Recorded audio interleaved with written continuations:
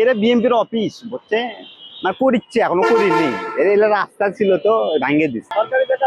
আমি লয় তো সেটা আমার বড়রা জানে সেটা। বললাম তো বিএনপির লোক, এখন তো কে আছে না আছে এত নাম তো বলা যাবে না। আমার দোকানের ভাড়া আপনি ৬,০০০ টাকা। এটা বিএনপি মূল দলের 5ই আগস্টের পর এটা সরকারি জায়গা। বিএনপির ছেলেমেয়েরা করতে যায়।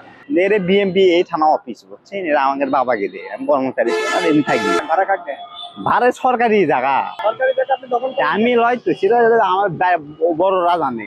এরা বিএনপির অফিস বুঝছে না, করিচ্ছে এখনো করিনি।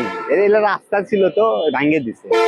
আগে আগে দোকান আসতো ভালো দোকান, বুঝতে এখন ভাঙিয়ে দেওয়ার কারণে আমাকে টাকা নাই তো এগুলো করতে পারিনি এখন। এরা বিএনপিরা করিচ্ছে, বুঝতে পারলেন। বিএনপি এটা কারা করছে? ওই মুমিন সাহেবেরা এরে ওই ৩-৪-৫ মাসের মধ্যে হচ্ছে এরকম, মানে পরিবর্তন করিচ্ছে। বললাম তো বিএনপির লোক, এখন তো কে আছে না আছে এত নাম তো বলা যাবে না। আপনি দোকানে ভাড়া কত দেন? আমার দোকানের ভাড়া আপনি ৬,০০০ টাকা। কাকে ভাড়া দেন?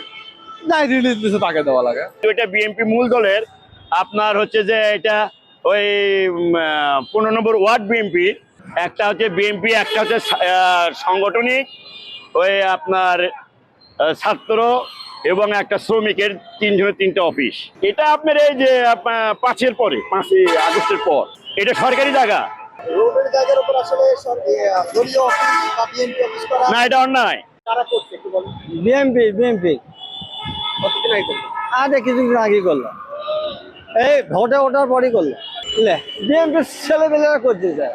ওই জায়গাতে কোনো কার্যকারিতা হচ্ছে না, ওকে করে আছে আমরা করছি যে আমরা আপনার এখানকার ছেলেবেলে বসার জন্য আমরা এই ঘরটা করছি।